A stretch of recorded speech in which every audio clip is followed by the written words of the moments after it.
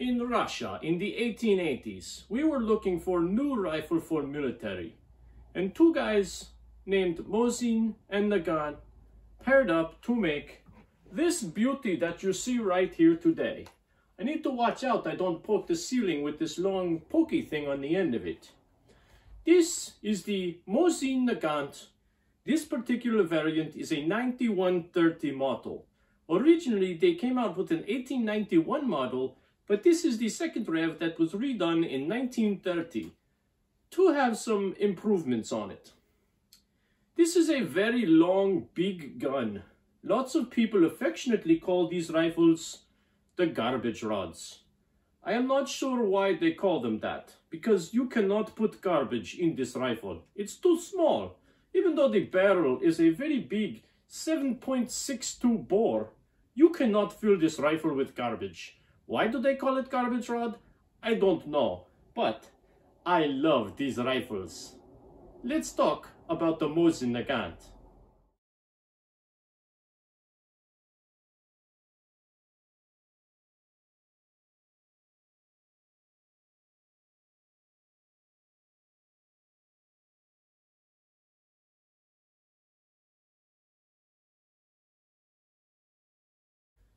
So this is another installment of why I like this gun, or why did I want to buy this gun. And the gun we're talking about today, or the guns we're talking about today, is the Mosin Nagant.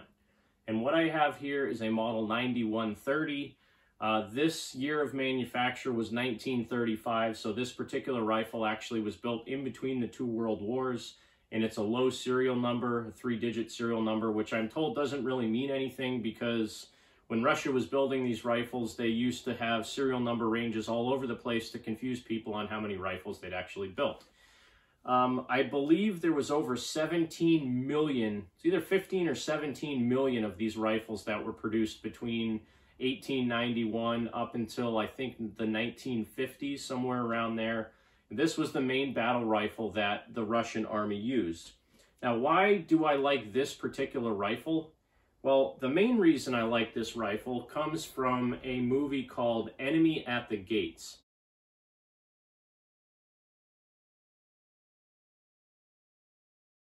It was a movie that came out in 2001 starring Jude Law, Ed Harris, Rachel Weisz, and Joseph Fiennes. And it was based on a book called Enemy at the Gates, The Battle of Stalingrad, and it was written about the Battle of Stalingrad. And really in that movie, Jude Law is a army recruit. They probably don't recruit him, they just grab him and say you're in the army back then. But he was an army soldier, and the beginning of the movie, they're handing out rifles and ammunition, and at that particular time, they didn't have enough rifles to give people, so every other person got a rifle, and every other person got a clip with 5, or a couple clips with 5 of these little 7.62 by 54R rounds on them. And they're not really little, but for the purpose of this discussion, I'm going to say little rounds. Now, the entire movie was written from the perspective of sniper soldiers and regular soldiers on both sides of the war, German and the Russian side. But the Russians all carried Mosin Nagants, and they had a couple different variants. They had this, the 9130 in that movie. They also had one called the PU Sniper.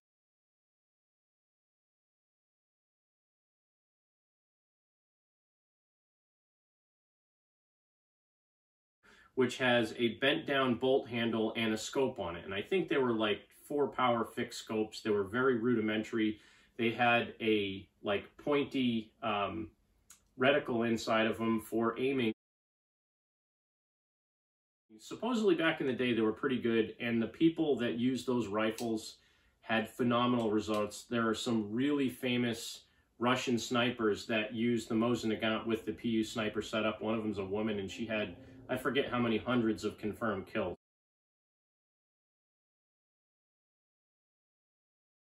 But the rifles have been used for a very long time. The cartridge itself is, I believe, the longest running military cartridge that's still being used today, and that's 7.62 by 54R.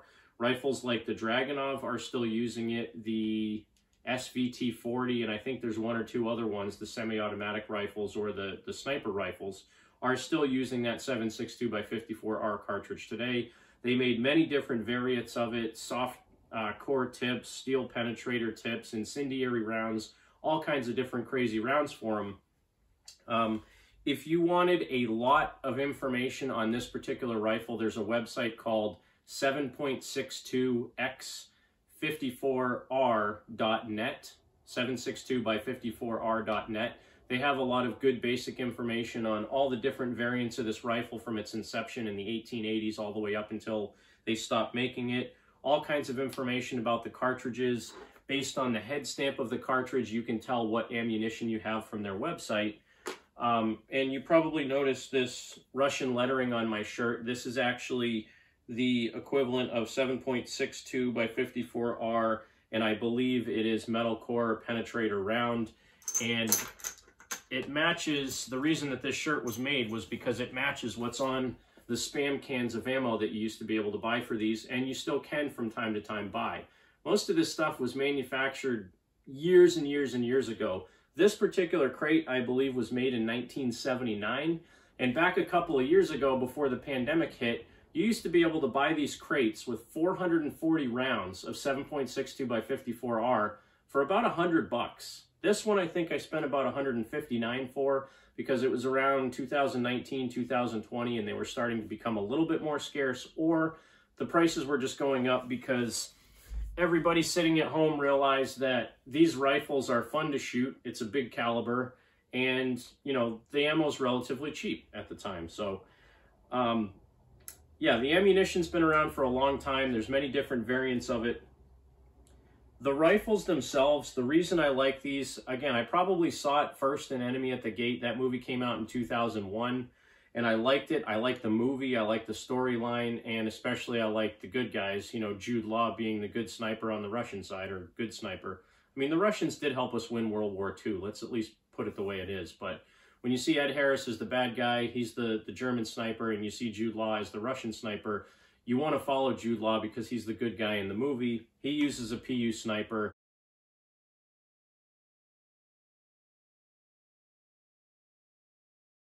And just watching them row the bolt on this thing in the movie and take shots, especially when Jude Law first gets one of these and he's shooting at the guys in the shower, and hopefully I don't ruin the movie if you haven't seen it.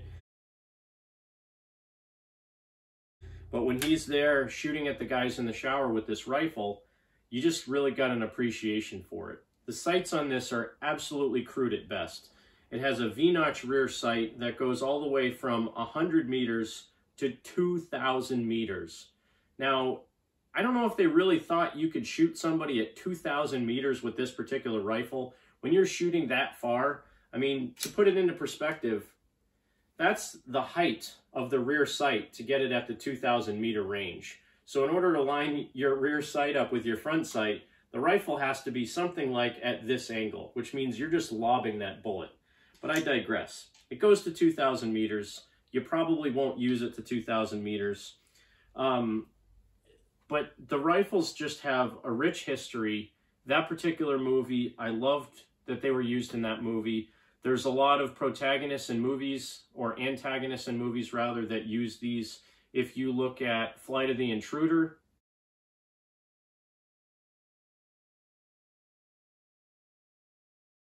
there's a guy in Flight of the Intruder that uses one of these. There's a lot of people in movies that are made in third world countries where, you know, there'll be kids using these.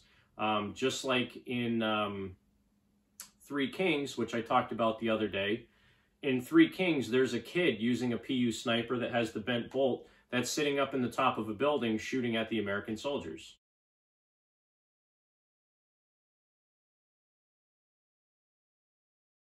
So, I mean, these rifles have been in many, many, many movies, and it's always been one of those that I liked. And when I was probably 24 or 25, I was at a gun range with a buddy of mine, and there was a guy that was there with his two kids, and he had one of these. And I looked at it and I said, "Oh, that's a Mosin Nagant. That's really cool. Can I shoot it?" And he said, "Yeah, absolutely you can shoot it." So he let me shoot this thing. Not this one, but he let me shoot his Mosin Nagant. And it was a thumper. I mean, it was probably late fall, early winter when we were up there, so I was wearing a heavy coat, and even then, the pounding of this steel butt plate on your shoulder from those 7.62 by 54R rounds was something that you couldn't ignore. But for what it is, it can be shot fairly accurately. A lot of people give this gun crap because the tolerances are loose. The bolts on them get stuck all the time when you're shooting a lot of rounds. The triggers on them are absolutely horrible. You can mitigate a lot of that stuff by doing some polishing and adding some shims here and there. Mostly by polishing, you can make these things very smooth. But I don't care. Everything about this rifle is awesome to me. It's comm-block military, which I love. Old vintage comm-block weapons. That's why I have an SKS as well. I like the shape of the stock. A lot of people hate it, but it's instantly recognizable. Anybody that has seen a Mosin Nagant knows the shape of this stock, knows what the rifle is. You look at the bayonet that this thing comes with. The bayonet, I think, is 2 feet long. I'm going to be out of frame probably, but when I put the bayonet on this rifle, the tip of this rifle comes to my eyebrows. I'm 5'9", and this gun is about 5'6" with the bayonet on it. The barrel's 29 inches long. So this is the full-fledged variant of that rifle. This particular one has a pretty nice laminate stock on it. This is an Ishvek or Iveshk, I forget how you pronounce the Arsenal, but an Ishvek or Ishvek or whatever Arsenal rifle. This one has a hex receiver on it, which is more desirable than the round receivers. They're not really any more strength built into them. They just look cool because they machined them out of a piece of hex stock. So they have a hex receiver on this particular one. Holds 5 rounds of that 7.62 by 54R, and you can either singly load them or you can use a stripper clip. One thing you need to be careful of, because this is a rimmed cartridge, the rims on the cartridge can actually get stuck when you're loading the rifle. So if you're singly loading it, you put the round in and slide it back, and then you put the next round in and slide it back so that all the lips are catching on the inside of the lip of the next round, so that when you're racking the bolt, you don't have what's called rim lock, where you can't move the round into the chamber because two of the rims get stuck on each other. So I'm not going to do a ton of history on this, but it is a historical weapon. It was one of the longest serving military rifles in the Russian infantry. They're used in tons of skirmishes across the world. Third world countries, they still show up. You can still buy these brand new in a crate, wrapped in cosmoline, wrapped in wax paper. The prices vary on them. When I bought this particular one, I bought it in 2018, I think, 2017 or 2018, and this one cost me $350. This rifle now, because it's a hex stock and with the shortage and everything going on, would probably go for about $650 to $700. You can still get them in the $350 to $450, maybe $500 range if you look. There's a place online called mosincrate.com. They still sell crates full of these, 10 rifles, or I think it's 10 rifles that you can buy in a crate still wrapped in cosmoline and paper. There are so many of these rifles out there that you can still get one if you want one. The prices have gone up, but this particular one, I said it's an M9130. I really like this rifle. I do have another variant here. This is an M44, which I think was made in 1944. These were popularized because they're a lot shorter barrel. After years of testing with these rifles, people realized that you don't need a 29-inch barrel to get a full powder burn out of a 7.62 by 54R. And if you chop a few inches off the barrel, side mount the bayonet, it's a lot handier of a rifle, and it performs just as well. Now the sights on this one, instead of going to 2,000 meters, go up to 1,000 meters, which I still think is very optimistic, but you have a much handier rifle. Now with the bayonet open, the entire rifle is probably, I don't know, 4 feet long, 4.5 feet, something like that, instead of being like 50 or 64 inches. So they chopped a considerable amount of length off of this rifle. This particular one, I think it had some work done to it. The bolt on this one is particularly smooth. The trigger on this one is actually pretty good, and it's a much shorter, handier rifle. So still uses the same cartridge, a lot of fun to shoot. If you guys want more information on the Mosin Nagant rifles, a couple of resources. I mentioned 762x54r.net. There's a YouTube channel called the letter C, ampersand, R-S-E-N-A-L, C&RSENAL. They're firearms historians, and they have about an hour and 45-minute long presentation on the original version, the 1891 Mosin Nagant, and then I think they have a couple of iterations beyond that. They're a fantastic resource when it comes to any firearms history from World War I. That's a series that they're working on right now. Hickok 45 on YouTube has a lot of good information about the M9130 and the PU Sniper. And there's another guy on YouTube called Iraq Veteran 8888 or IV8888.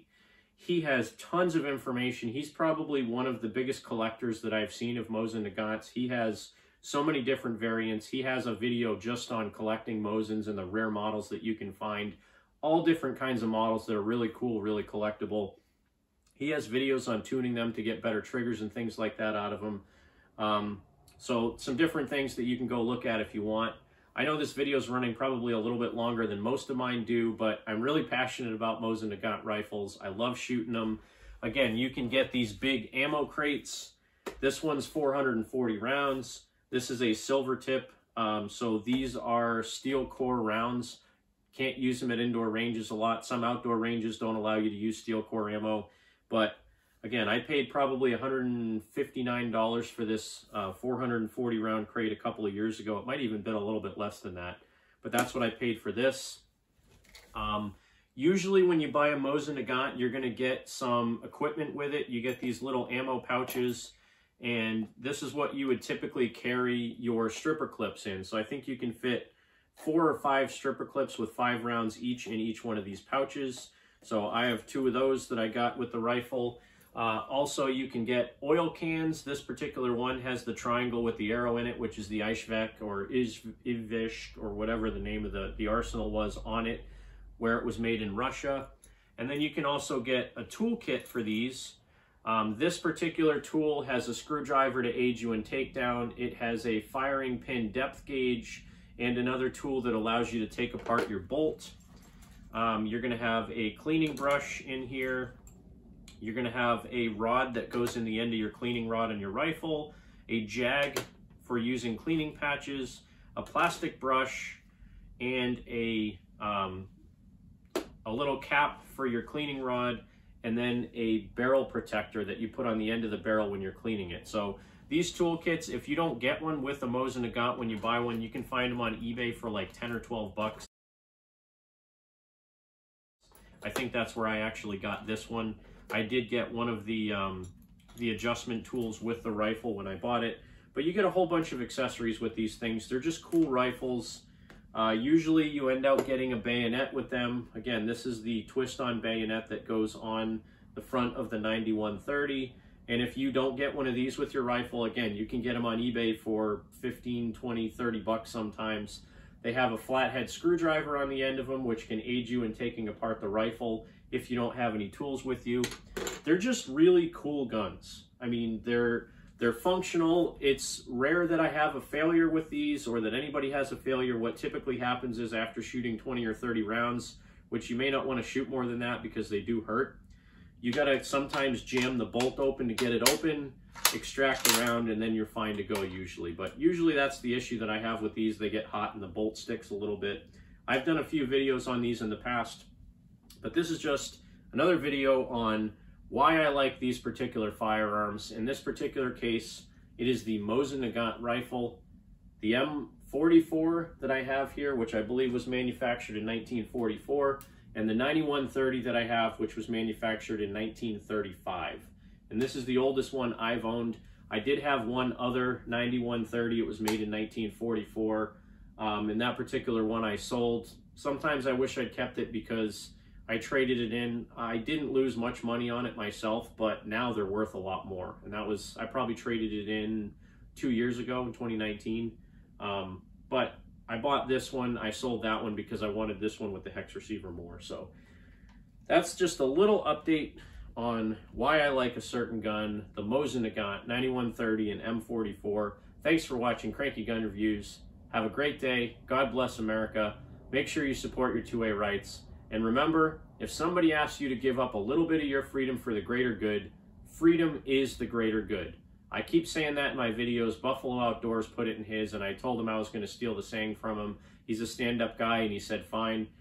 I can't stress that enough. With all the stuff going on right now in the world, it's more important now than ever to stand up for your rights that are given to you by the Constitution. Have a great day, and get out and shoot. Oh my God, I'm hot. Whoa, my front sight's falling off. I just realized that. I guess the bayonet pushed my sight out of alignment. That's not good. Not good at all if I can push the sight with my fingers. Anyway, back to the high quality rifle that we have here in my hand.